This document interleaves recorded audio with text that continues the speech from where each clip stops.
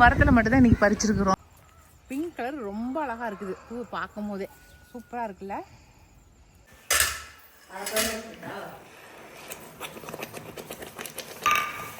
என்னடா பண்ணுது? சூப்பரா இருக்குது. சூப்பரா இருக்குதா? மேட்சிங்கா இருந்து என்ன சொல்லுவாங்க சொல்லு. வர கஸ்டமர்கிட்ட சிரிச்சுக்கிட்டே அட்டென்ட் பண்ணுனா நல்ல கான்செப்ட்.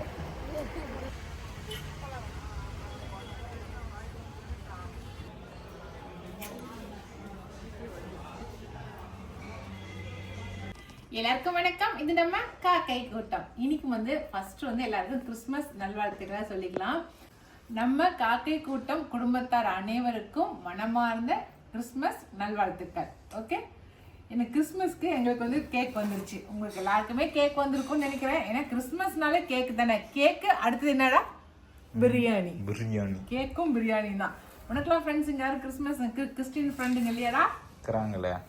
போலியா பிரியாணி சாப்பிட? எனக்கு எங்கள் ஃபேமிலி டாக்டர் ஒருத்தர் இருக்காரு. அவரு எங்களுக்கு கிறிஸ்மஸ்க்கு கேக் கொடுத்துட்ருக்காரு. சரிங்களா? அந்த கேக் தான் இன்னைக்கு நாங்கள் 2 பேரும் சாப்பிட போகிறோம். ஓகேவாடா தம்பி? கீ கேக். இது என்ன கேக்கு? இது ப்ளம் கேக். இது கீ கேக். ஓகே, நீங்களுமே இதே மாதிரியே கேக் சாப்பிடுங்க. கிறிஸ்மஸை ஜாலியாக கொண்டாடுங்க. ஓகே, இதுக்கு மேலே நம்ம வீடியோவை கண்டினியூ பண்ணலாம். அதான் கேக் சாப்பிடலாம்.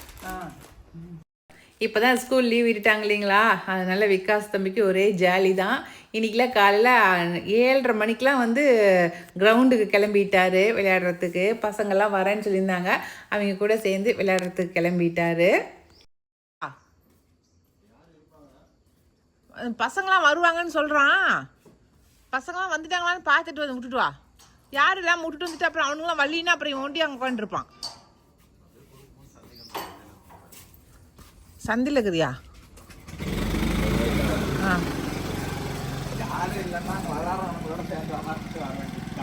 சரி,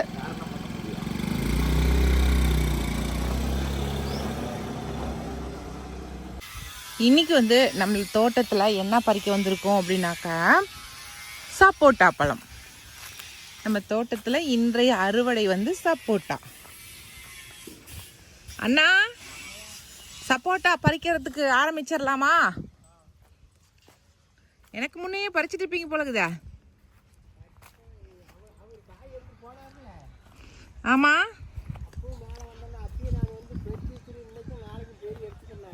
அவரா பலாடுக்கு வந்தவர் பறிக்க சொன்னாரா?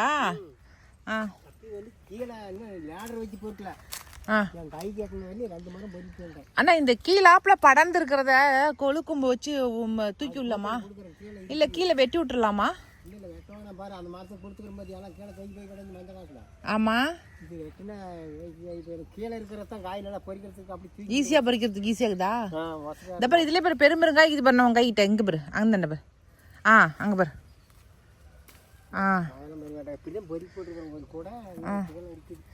எங்க பறிச்சிங்க? 3 மரத்துலையும் பறிச்சிட்டிங்களா? தெற்கு மரம் ஒன்று தான் பொறுக்கல. கீழே பிடிந்ததெல்லாம் 2 மரம் பொறுக்கிட்டு மாறி அடிச்சு வச்சு அள்ளி வச்சுக்கிட்டு ஒரு 7 தாள் நல்லா இருக்கு. கீழே பொறுக்கி கூட அப்போ தான் பாடு போனாரு.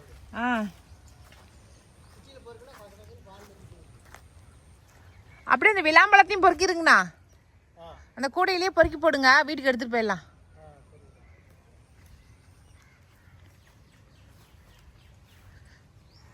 இப்பதான் முட்டு கொடுத்தீங்களா? அங்கங்க அங்கங்க.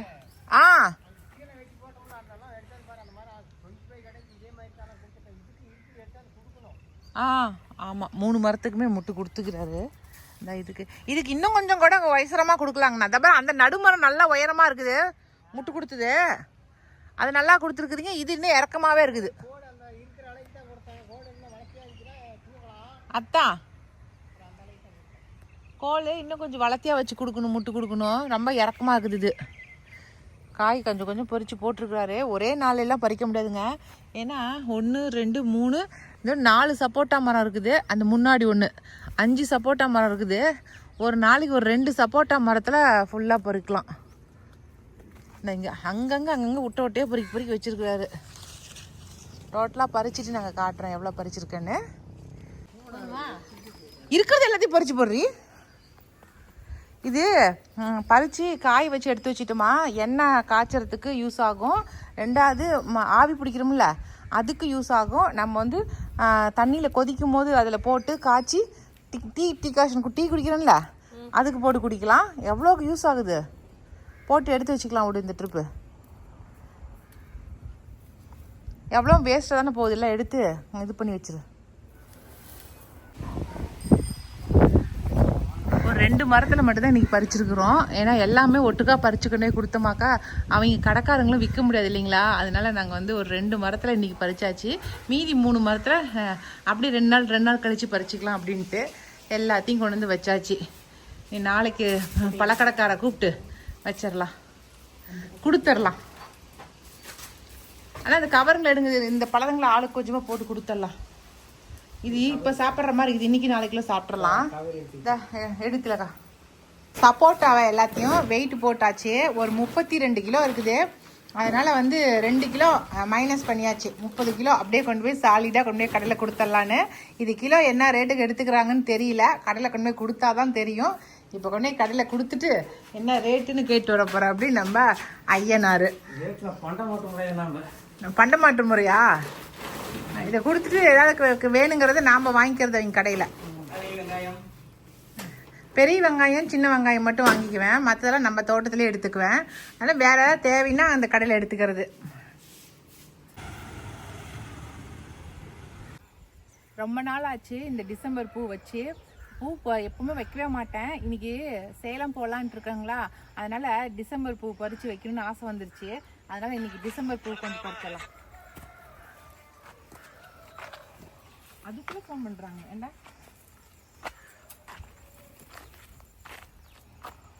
பிங்க் கலர் ரொம்ப அழகா இருக்குது, பூ பார்க்கும் போதே சூப்பரா இருக்குல்ல. இந்த பூ வந்து நைட்டு சாயந்தரமாக வந்து இந்த மொக்கு இங்கே இருக்குல்ல, இந்த மொக்கை மட்டும் பறித்து அப்போல்லாம் நாங்கள் வந்து கோர்த்து அப்படியே வச்சுக்குவோம். நாங்கள் இந்த மொக்கு இருக்குல்ல, இந்த மொக்கை நம்ம கோர்த்து வச்சோமாக்கா அப்படியே செண்டு மாதிரி இருக்கும். வெடிச்சதுக்கப்புறம் வைக்கிறத விட நம்ம மொக்கா பிச்சு வச்சோமாக்கா ரொம்ப அழகாக இருக்கும். நான் அப்படி தான் வைப்பேன். ஏன்னா ஒரு சிலருக்கு வந்து இந்த வெடிச்சு போய் இருக்கிற டிசம்பர் பூ பிடிக்காது. ஆனால் இந்த மொக்கா இருக்கிறது என்ன பூனே தெரியாது, நீங்கள் மொக்கு மட்டும் பொறிச்சு கட்டி வச்சிங்கன்னா. இது இப்போ வந்து சன்னமாக இருக்கும், ஆனால் சாயந்தர டைமில் நல்லா பெரிய மொக்காவே இருக்கும் இந்த மொக்கு. எப்படிங்க, எனக்கு ஒரு பொண்ணு வந்து இன்னும் கொஞ்சம் கலர்ஸ் தரேன்னு சொல்லியிருக்குது. 12 கலர் இருக்குதுக்கா, நான் 12 கலர் இருக்குது, உங்கள்கிட்ட இல்லாத கலர்லாம் தரேன்னு சொல்லியிருக்காங்க. அந்த கலர்லாம் வாங்கி எல்லா கலர் டிசம்பரும் வச்சிடணுன்ட்டுக்கிறேன்.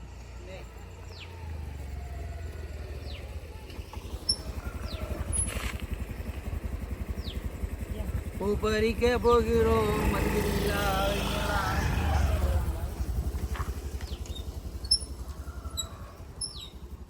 ஆச்சரியமா என்னடா பூ பறிக்கிறான்ட்டு போய் பேசாம போறாரு.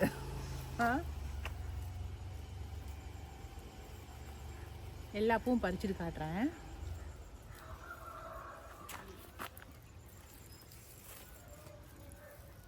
சும்மா கொஞ்சோண்டு வச்சா கூட அழகா இருக்கும் இந்த பூ வச்சா. இது வச்சா தலைவலி வராது. தலைவலி வராதீங்க மெயினா டிசம்பர் பூ வச்சுக்கலாம்.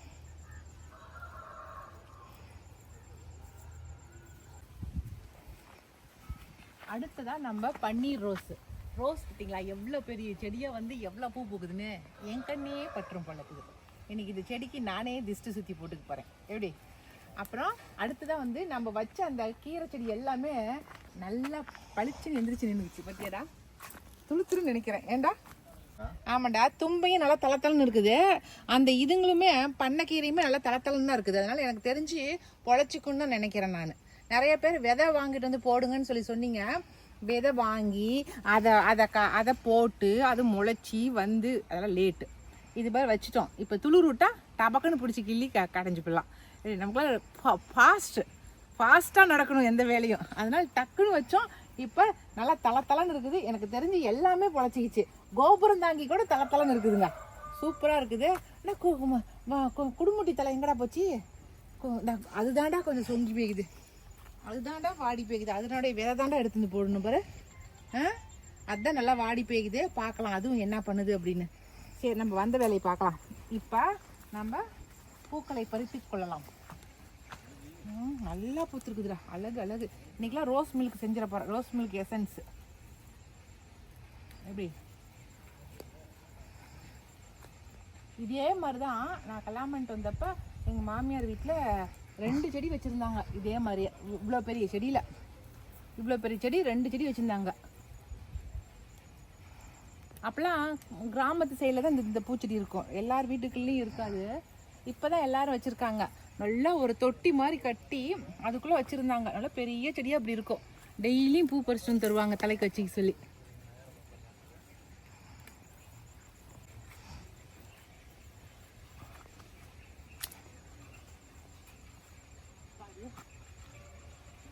எல்லா பூக்களும் பறிச்சாச்சு.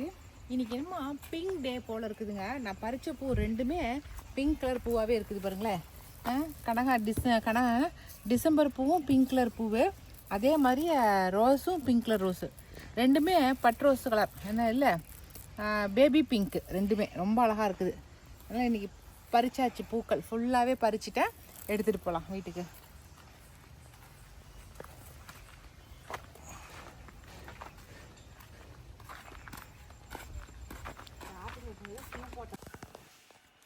இந்த பறிச்சுட்டு வந்த பூக்கள் எல்லாத்தையும் ஒரு ட்ரிப் கழுவிக்கலாங்க.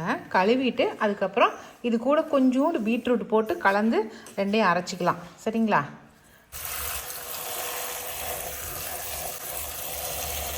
கல்கண்டுங்க, கல்கண்டை வந்து நுணுக்கி வச்சுருக்கேன். கல்கண்டு நுணுக்கி வச்சாச்சு. இதுக்கு வந்து ஒரு 1.5 கப்பு கல்கண்டுனா 1 கப் அளவுக்கு தண்ணி ஊற்றிக்கலாம் பாகுக்கு. நீங்கள் சர்க்கரை கூட பாகு காய்ச்சிக்கலாம். நான் கல்கண்டு சாதம் செய்கிறதுக்கு கல்கண்டு வாங்கிட்டு வந்தேன். அந்த கல்கண்டு அப்படியே இருந்துச்சு, அதையே வேஸ்ட்டு பண்ணுங்கிறதுக்காக கல்கண்டை வந்து பாகு காய்ச்சிடலான்னு சொல்லி நுணுக்கி பாகு காய்ச்சறதுக்கு வச்சாச்சு. தண்ணி இவ்வளோ விட்டுருக்கேன். நமக்கு வந்து ரோஜா இதழ்களும் கழுவுறதுக்கு எடுத்து வச்சாச்சு. சுத்தமாக கழுவி எடுத்து வச்சுட்டு நம்ம அரைச்சிடலாம். ஒவ்வொருத்தரும் ஒவ்வொரு மாதிரி செய்கிறாங்க. நானுமே ஏற்கனவே சுடுதண்ணியில் போட்டுருவேன். இந்த ரோஜா இதழ்களை சுடுதண்ணியில் போட்டோமா இதனுடைய கலர் எல்லாமே வந்துடும். அதுக்கப்புறம் அதில் வந்து பாகு காய்ச்சி ஊற்றுவேன். இந்த ட்ரிப்பு இப்படி அரைச்சி செய்யலாம் அப்படின்ட்டு பார்க்கலாம். ஒவ்வொரு ட்ரிப்பு ஒவ்வொரு மாதிரி தான் செஞ்சு பார்க்குறது.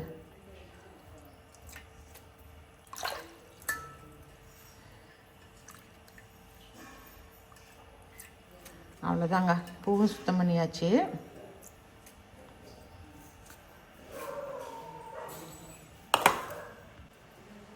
இது கூட கொஞ்சம் தாங்க பீட்ரூட் போட்டிருக்கேன். ஏன்னா இது வந்து கலருக்காக தான் பீட்ரூட் போடுறோம். நீங்கள் நிறைய நம்ம பீட்ரூட் போட்டோமா அப்புறம் பீட்ரூட் ஸ்மெல் அடிக்கும். அதுக்கு தான் இதை நம்ம அரைச்சிடலாம். அந்த ரோஸ் பெட்டல்ஸை அரைச்சிட்டேன் பாருங்கள். பீட்ரூட்டும் அதுவும் போட்டு அரைச்சது நான் நைஸாகவே அரைச்சிட்டேன். கொஞ்சம் தண்ணி விட்டு தான் அரைச்சிருக்கிறேன். கொஞ்சோண்டு லெமன் எடுத்து வச்சுருக்கேன். ஏன்னா பாகில் லெமன் பிழிஞ்சுட்டுமா அந்த கிறிஸ்டல் ஆகாமல் இருக்கும் இல்லைங்களா, அதுக்காக வேண்டி லெமன் கொஞ்சோண்டு எடுத்து வச்சுருக்கேன். இது வந்து கம்பி பதம், ஒரு கம்பி பதம் வரணும், அப்போ தான் வந்து நல்லாயிருக்கும் அப்படின்னாங்க. நானுமே ஒருத்தர் செய்கிறத பார்த்தேங்க, சரி செஞ்சு பார்க்கலாம் அப்படின்ட்டு. இன்னும் கம்பி பதமே வரல பாருங்கள், பிசு பிசுப்பு தான் இருக்குது, இன்னும் எதுவும் வரல. கம்பிப்பதம் வந்ததுக்கப்புறம் கொஞ்சம் லெமனை பிழிஞ்சு விட்டுட்டு அதுக்கப்புறம் இந்த அரைச்சதை ஊற்றிடலாம். இன்னும் கொஞ்சம் நேரம் வேகட்டும். இப்போ லெமனை பிழிஞ்சு விட்டுலாங்க. ஒரே நிமிஷத்தில் கம்பிப்பதம் மாறுது.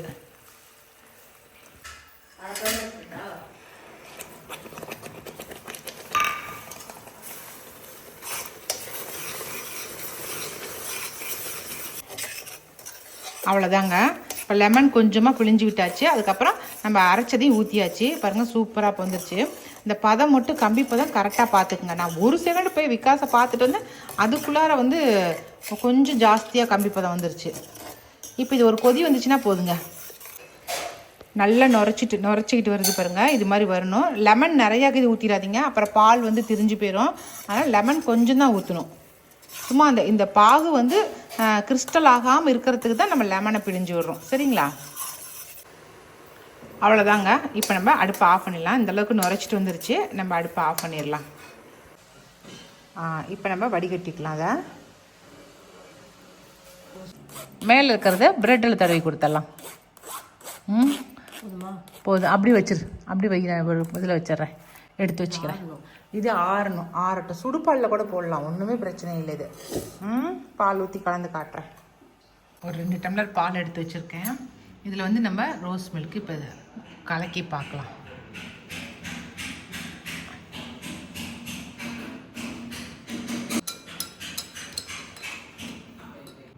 உண்மையாலுமே ரோஸ் மில்க் டேஸ்ட்டு அப்படியே இருக்குதுங்க. நம்ம கடையில் வாங்கி குடிக்கிற ரோஸ் மில்க் டேஸ்ட்டே அப்படியே இருக்குது. அதனால் நீங்களுமே ஒரு ட்ரிப்பு இதே மாதிரியே ஒரு முறை செஞ்சு பாருங்கள். ஓகே, ரொம்ப சூப்பராக இருக்குது. நம்ம வீட்டில் 4 ரோஸுங்களை கட் பண்ணி பீட்ரூட்டை கட் பண்ணி போட்டால் ரோஸ் மில்க்கு சூப்பராக ரெடிங்க. ரொம்ப நல்லா இருக்குது. என்னடா பண்ணுது? சூப்பராக இருக்குது. சூப்பராக இருக்குதா? சரி, கடையில் செஞ்ச மாதிரி தான் இருக்குது. அதான் நானும் சொல்கிறேன், ரொம்ப நல்லா டேஸ்ட் ஆகுது. கொஞ்சம் கூட பீட்ரூட் வாசமே அடிக்கல இல்லை? போட்டிருக்கீங்களா? சூப்பர். இது நான் குடிச்சு பார்க்குறேன். கையை ஒடிச்சு போகிறது. நானும் பிளாக்கு, என் பையனும் பிளாக்கு. Black matching. மேட்சிங்காக இருந்து என்ன சொல்லுவாங்க சொல்லு?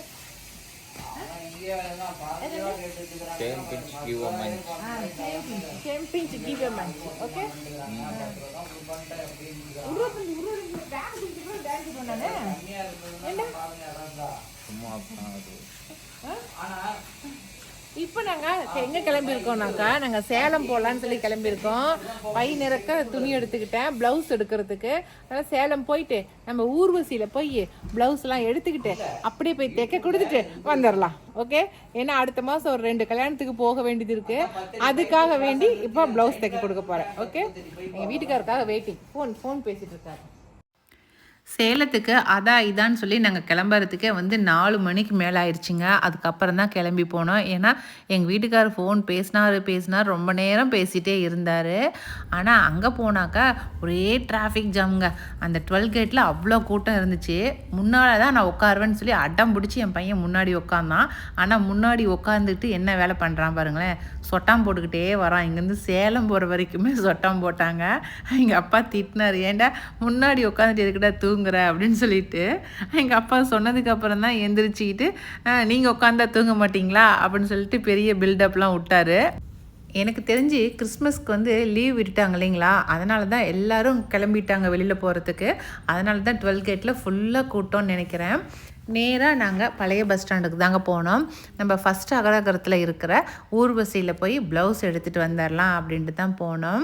எப்போவுமே எங்கள் பொண்ணுங்க தான் 2 பேரும் கூட வருவாங்க என் கூட இந்த மாதிரி ப்ளவுஸ் எடுக்கிறதுக்கெலாம்.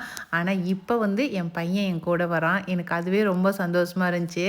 என்னை கையை பிடிச்சிக்கிட்டு, வாமா நீ வீடியோ எடுத்துக்கிட்டே எங்கேயாவது போய் இடிச்சிக்காத அப்படின்னு சொல்லிட்டு என்னை கூப்பிட்டு வரும்போது எனக்கு உண்மையாலுமே மனசுக்கு ரொம்ப சந்தோஷமாக இருந்துச்சு. பொண்ணுங்க போயிட்டாலும் பசங்க இதுக்கு தான் நமக்கு வேணும் அப்படிங்கிறத நான் அப்போ தான் ரொம்ப உணர்ந்தேன். நான் ஒரு 4-5 சேரீ எடுத்துகிட்டு போயிருந்தேன். பட்டு சேரீங்க, அதுக்கப்புறம் ரெகுலர் சேரீங்க எல்லாமே எடுத்துகிட்டு போயிருந்தேங்க. எல்லாத்துக்குமே சில்க் காட்டனே எடுத்துக்கலாம் அப்படின்னு சொல்லிட்டு தான் எடுத்தேன். ஏன்னா நான் சொன்ன மாதிரி 2 கல்யாணத்துக்கு போகணுங்க. அது இல்லாமல் வெளியில் டூர் எங்கேயாவது போவோம் நாங்கள் அந்த லீவுக்கு. அந்த டைமில் கட்டிக்கிறதுக்கு நல்லாயிருக்கும் அப்படிங்கிறதுக்காக வேண்டி ஒட்டுக்காக எடுத்துக்கலாம் அப்படின்ட்டு தான் எடுத்தேன். நம்ம அந்த எல்லோ கலர் தான் எனக்கு ரொம்ப பிடிச்ச சேரீ. அதை நான் ஸ்டிச் பண்ணிவிட்டு நான் உங்களுக்கு காட்டுறேன் அந்த சேரீயை. அந்த மஞ்சள் கலரும் அந்த காப்பி கொட்டை கலரும் கலந்த சேரீ ரொம்ப பிரியப்பட்டு எடுத்தேன். அது ரொம்ப சூப்பராக தைக்க கொடுத்துருக்குறேன். தைச்சதுக்கப்புறம் அது எப்படி வருது அப்படிங்கிறத வந்த உடனே நான் உங்களுக்கு காட்டுறேன். சரிங்களா? இந்த க்ரீன் கலர் என்னுடைய நிச்சயதார்த்த சாரீங்க. அது ரொம்ப நாள் ஆயிடுச்சு. சரி, இப்போ அதுக்கு மறுபடியும் ஒரு ட்ரிப்பு ப்ளவுஸ் எடுத்து அதை தைச்சி வைக்கலாம், ஏதாவது ஒரு ஃபங்க்ஷனுக்கு கட்டிக்கலாம் அப்படிங்கிறதுக்காக தான் இந்த க்ரீன் கலர் பர்பிள் கலரும் க்ரீனும் கலந்த சாரீ. இதுக்கும் ப்ளவுஸ் எடுத்துக்கிட்டேன். மொத்தமாக எல்லாம் எடுத்துக்கிட்டு வந்தாச்சு.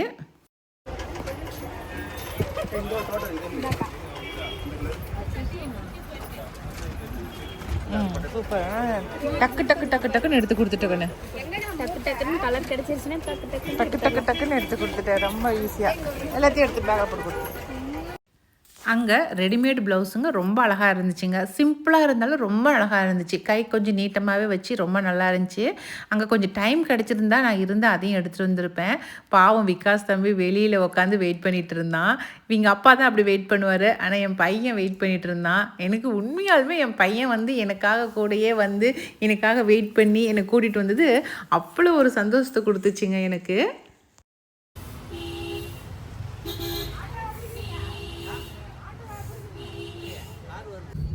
அடடடா, எவ்வளோ ஜெகஜோதியாக இருக்குது பாரு. சரவணா பேக்கரி இல்லை கேக்காக வாங்கி சாப்பிடுவாங்கன்னு சொல்லி எப்படி சூப்பராக டெக்கரேஷன் பண்ணியிருக்காங்க பாருங்க.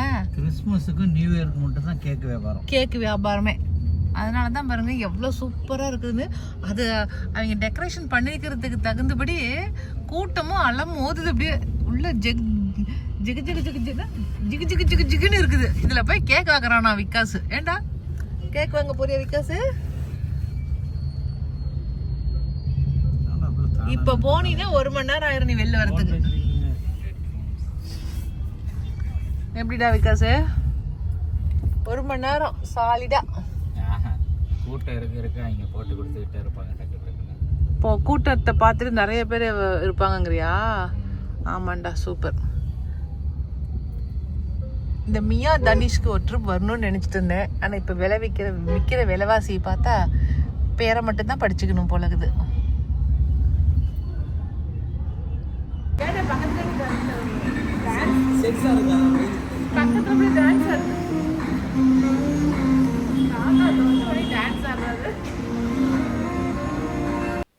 ரொம்ப நாள் ஆச்சுன்னு சொல்லிட்டு நாங்கள் குமார் தாபாவுக்கு தாங்க சாப்பிட்றதுக்கு வந்தோம். போய் ஸ்நாக்ஸ் மட்டும் அமோகத்தில் போய் வாங்கிட்டு வந்துட்டோம். அப்போ தான் வந்து அங்கத்தில் நம்ம கிறிஸ்மஸ் தாத்தா வந்து நின்றுட்டு இருந்தார். அவர் கூட நின்று ஒரு ஃபோட்டோவும் எடுத்துக்கிட்டு அதுக்கப்புறம் நம்ம குமார் தாபாவுக்கு வந்தாச்சு. எப்பவும் போல் தாலும் ரொட்டியும் தான் நாங்கள் வாங்கி சாப்பிட்டோம். விகாஸ் தம்பி வந்து ட்ராகன் சிக்கன் வாங்கி சாப்பிட்டாரு. அதுக்கப்புறம் கூட ரொட்டி வாங்கிக்கிட்டாரு. வேறு ஒன்றும் பெருசாலாம் வாங்கி சாப்பிட்லைங்க. ஏன்னா நேற்று தானே நான்வெஜ் சாப்பிட்டான். அதனால் நான்வெஜ்ஜில் ஒன்றும் பெருசாக ஆர்டர் பண்ணல. அது மட்டும் சாப்பிட்டுட்டு கூட வந்து பன்னீர் சோடா வாங்கி குடித்தோம். இந்த கடையில் ஸ்பெஷலே பன்னீர் சோடா தாங்க, ரொம்ப நல்லாயிருக்கும். பன்னீர் சோடா வாங்கி குடித்தோம்.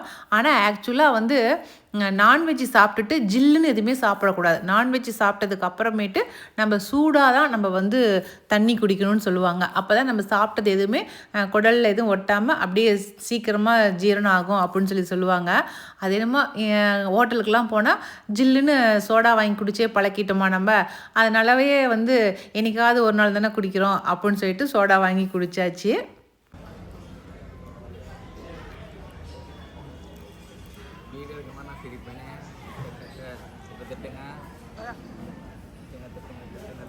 இப்போ நான் மறுபடியும் போய் அங்கே வீடு எடுத்துட்டு தானே போவேன்.